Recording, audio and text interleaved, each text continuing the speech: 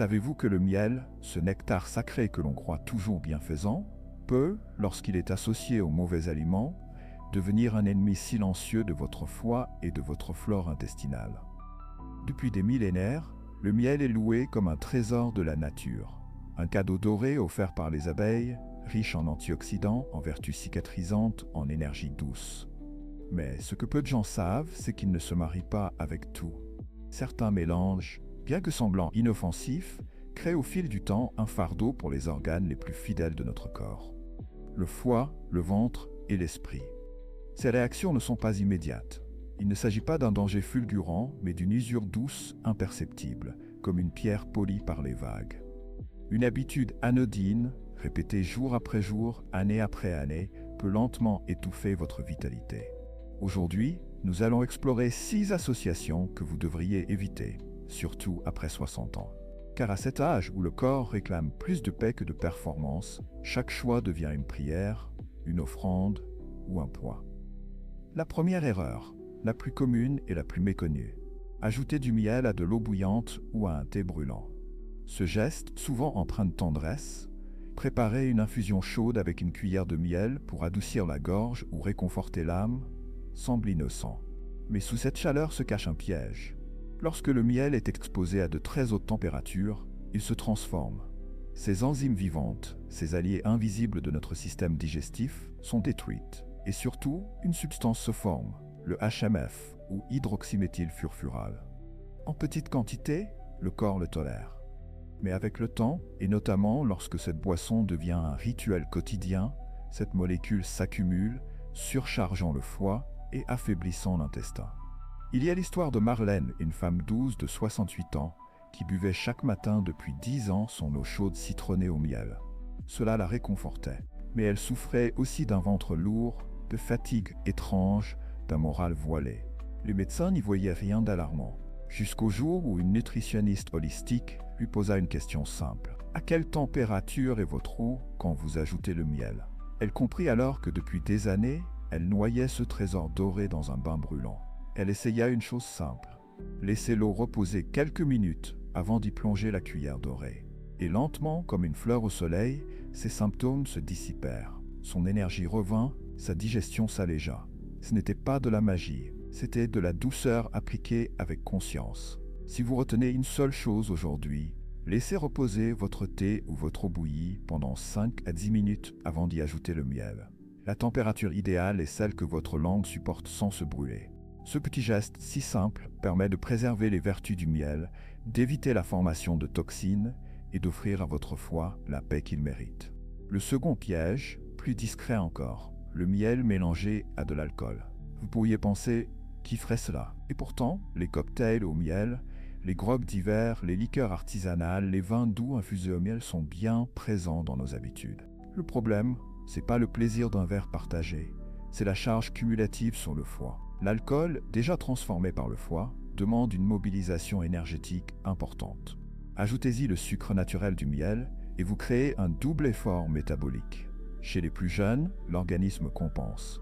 Mais après 60 ans, lorsque le métabolisme ralentit, que la fonction hépatique est plus fragile, ce mélange devient lourd à porter.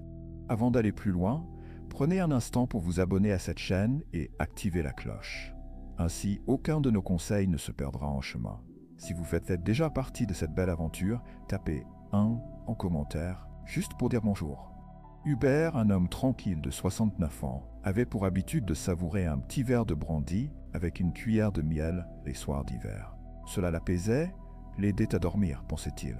Mais avec le temps, des troubles apparaissent. Fatigue cérébrale, troubles digestifs, tensions fluctuantes. Un bilan révèle les premiers signes d'un foie fatigué. Sur les conseils de son médecin, il cesse de combiner alcool et miel. Il continue à en consommer séparément, mais en respectant un espace, un rythme. Et comme par miracle, ou plutôt par cohérence, son énergie revient. Son esprit s'éclaircit. Son corps remercie. L'enseignement ici n'est pas d'interdire, mais de distinguer les moments. Si vous appréciez un verre, savourez-le seul. Si vous aimez le miel, offrez-le à votre corps dans un contexte apaisant, un matin paisible, un thé tiède. Votre foie, cet organe discret, protecteur, régénérateur, vous rendra cette attention au centuple. Le troisième mélange à éviter, et celui-ci surprend souvent, Le miel avec des aliments fermentés ou contenant des levures. Oui, même les bons aliments peuvent, combinés de la mauvaise manière, devenir source de troubles. Le miel, sucre naturel, nourrit. Les yaourts, kéfir, kombucha et pain au levain contiennent des bactéries et des levures vivantes, bénéfiques en soi. Mais lorsque ces deux mondes se rencontrent, surtout dans un environnement chaud comme notre système digestif, c'est une véritable fête microbienne qui commence. Les levures prolifèrent, nourries par le sucre. Et cette effervescence à répétition peut provoquer ballonnement, gaz, irrégularité intestinale et sensation de lourdeur. Léonard, 72 ans, pensait avoir trouvé le petit déjeuner parfait. Yaourt nature, granola et une belle cuillère de miel. Pourtant, malgré sa rigueur alimentaire, il souffrait d'un ventre gonflé, inconfortable, presque tendu, jusqu'à ce qu'il comprenne que ce mélange réveillait trop d'activité dans son microbiote. Il décida de séparer les deux, le yaourt le matin, le miel plus tard dans la journée. Et peu à peu, tout se calma. Son énergie se remit à circuler. Son ventre retrouva sa paix. Car oui, le secret n'est pas dans l'exclusion, mais dans la sagesse du rythme. Le corps aime la simplicité, l'ordre. Chaque aliment, aussi noble soit-il, a son moment, sa place. Et à cet âge de maturité, où chaque sensation est précieuse, cette harmonie devient une forme d'amour. Nous poursuivons ce chemin de conscience autour du miel, cet élixir doré que la nature nous offre et que tant de traditions ont vénéré.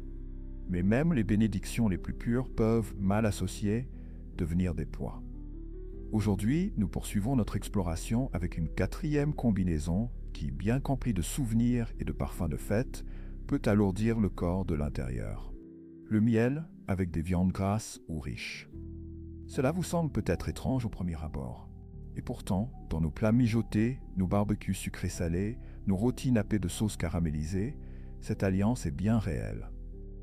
Sur la langue, le sucré du miel et la profondeur des chairs se marient avec finesse.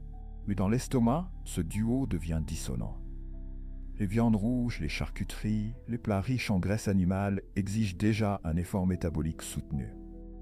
Le foie, l'estomac, le pancréas travaillent en tandem pour décomposer les graisses, traiter les protéines complexes.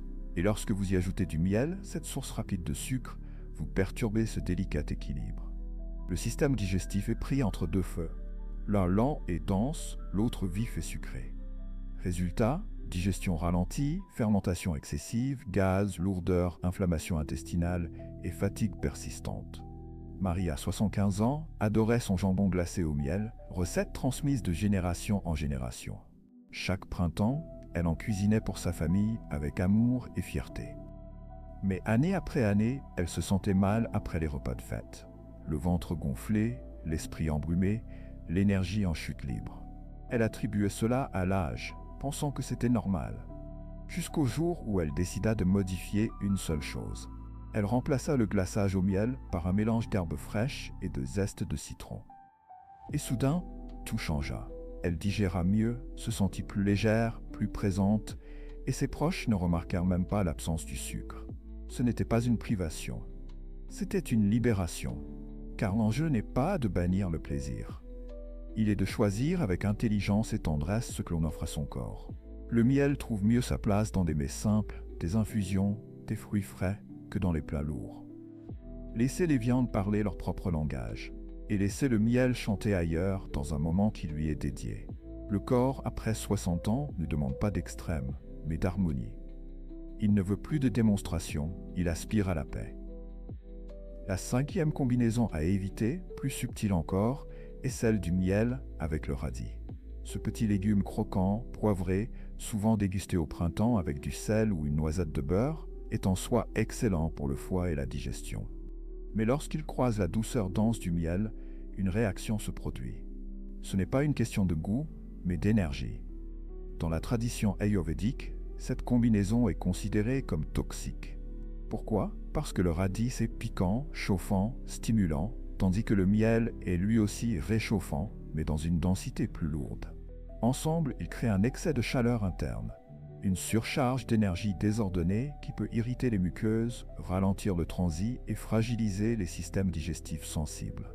Ce que la sagesse ancienne a compris intuitivement, la modernité commence à l'explorer. Alain, un homme de 69 ans, aimait ajouter des tranches de radis crus dans ses salades printanières. Un jour, sa fille, soucieuse d'ajouter une touche de douceur, lui concocta une vinaigrette au miel et citron. Le mélange était délicieux, mais le soir même, il ressentit une gêne. Le phénomène se répéta. Ce n'est qu'après discussion avec un nutritionniste qu'ils comprirent que l'union du radis cru et du miel perturbait sa digestion. En revenant à une vinaigrette plus simple, il retrouva son confort.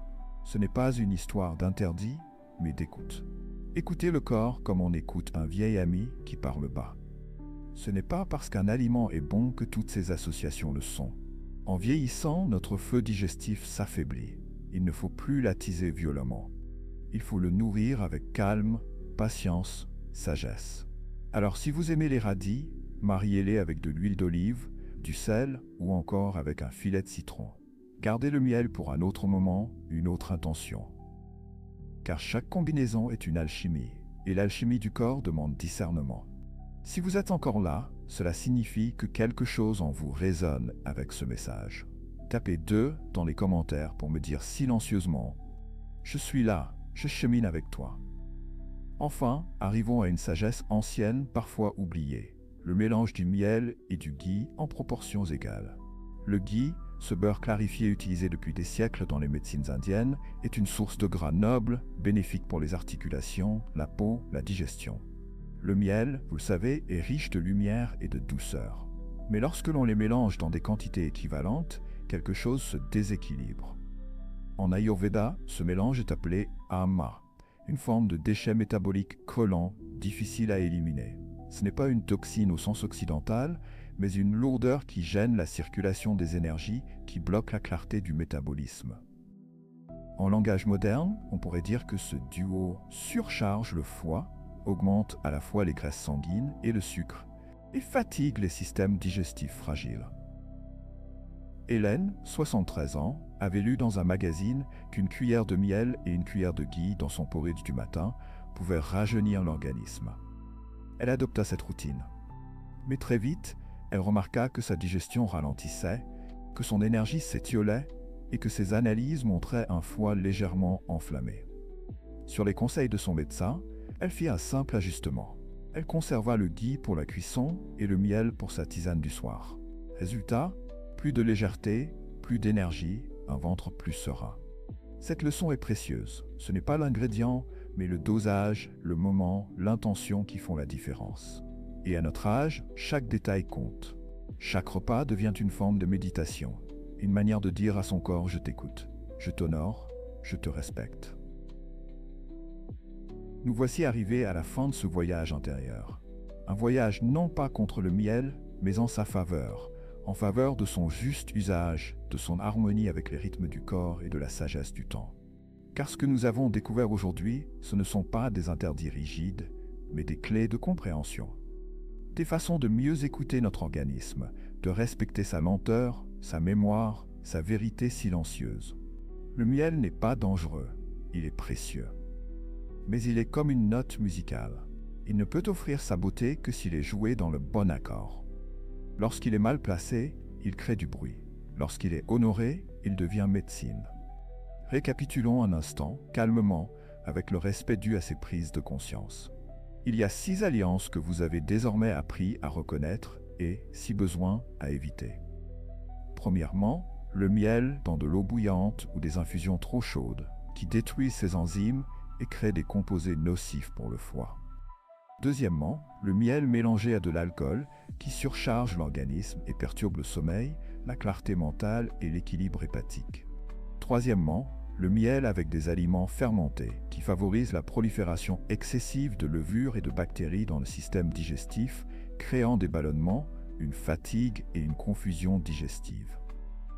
Quatrièmement, le miel combiné à des viandes grasses ou riches, qui ralentit la digestion, trouble l'assimilation et provoque une inflammation silencieuse. Cinquièmement, le mélange miel et radis, pourtant souvent rencontré dans des salades modernes, mais qui crée un conflit énergétique interne reconnu depuis longtemps par les médecines anciennes. Enfin, sixièmement, le miel et le ghee en parts égales, union douce, mais déséquilibrante si elle n'est pas réalisée avec justesse. Ces enseignements ne sont pas là pour nous effrayer, mais pour nous éveiller. Car après 60 ans, La digestion n'est plus celle de la jeunesse. Elle est plus fine, plus lente, plus sensible. Mais elle est aussi plus intuitive, plus ouverte à la sagesse, plus réceptive à l'amour que nous mettons dans chaque geste. Chaque bouchée que nous prenons peut être une bénédiction ou une confusion. Chaque aliment peut devenir un poème si nous le choisissons en conscience. Et c'est cela au fond le message de cette vidéo. Vous avez le pouvoir de choisir la douceur sans sacrifier la santé. Vous avez le droit d'aimer le miel, mais aimez-le avec discernement, avec respect pour votre feu digestif, votre foie vaillant, vos intestins qui œuvrent en silence depuis des décennies. Le corps est un temple. Et plus nous avançons en âge, plus ce temple mérite des soins délicats. Ce n'est pas une faiblesse, c'est une noblesse. Le jeune corps encaisse. Le corps mûr demande à être écouté. Et dans cette écoute, une grande paix s'installe. Vous vous demandez peut-être maintenant, que faire alors? Que garder de tout cela? Voici quelques gestes simples, presque sacrés. Laissez refroidir vos tisanes avant d'ajouter le miel. Évitez de sucrer vos alcools, vos grogs, vos liqueurs. Séparez les moments pour les aliments fermentés et ceux pour le miel. Préférez les plats salés et herbacés aux viandes sucrées. Distinguez les crudités piquantes des douceurs dorées. Et ne mesurez plus vos ingrédients en proportions égales, mais en sagesse intérieure. Vous verrez, ces ajustements ne demandent pas de renoncement. Ils demandent de l'attention, cette forme d'amour silencieux que l'on se porte à soi-même lorsque l'on sait que la vie, à notre âge, est un art de nuances, non d'excès. Et rappelez-vous, le corps vous parle toujours avant de crier. Il murmure à travers un inconfort, une lourdeur, un souffle court, un sommeil agité. Ne le prenez pas comme une plainte. Prenez-le comme un conseil bienveillant. Il ne vous juge pas, il vous invite à revenir à l'essentiel. La nourriture est un pont entre la matière et l'âme. Elle peut soutenir notre clarté, renforcer notre lumière ou nous alourdir sans bruit. À vous de choisir. Et avec le miel, ce symbole ancien de douceur et d'or spirituel, le choix est encore plus délicat. Il est un cadeau. Mais comme tout cadeau, il demande un moment, une écoute, un espace. Chers amis, si vous avez suivi ce chemin jusqu'ici, c'est que vous portez en vous ce désir sacré de prendre soin de votre corps comme d'un temple ancien, précieux, fragile et puissant à la fois. Ce n'est pas une démarche de peur, mais de respect profond. C'est le retour à une sagesse oubliée, celle de la lenteur, du silence, de la juste mesure. Continuez à vous nourrir avec amour. Continuez à faire de chaque repas un acte de présence. Continuez à écouter les signaux du corps comme les messages d'un vieux sage qui vous aime. Et si cette vidéo a éveillé en vous une idée, un souvenir, une envie de changement doux, alors partagez cela avec nous. Vos mots sont précieux. Ils éclairent notre travail, ils nourrissent notre communauté. Laissez un commentaire. Partagez ce que vous avez appris, ce que vous ressentez. Et si le cœur vous en dit, abonnez-vous pour continuer à recevoir ces graines de sagesse. Ensemble, pas à pas, nous pouvons faire de l'âge un sanctuaire de clarté et de paix. Merci d'avoir marché à nos côtés aujourd'hui. Que votre corps reste léger, votre cœur tranquille et votre esprit lumineux, comme un rayon de miel au lever du jour.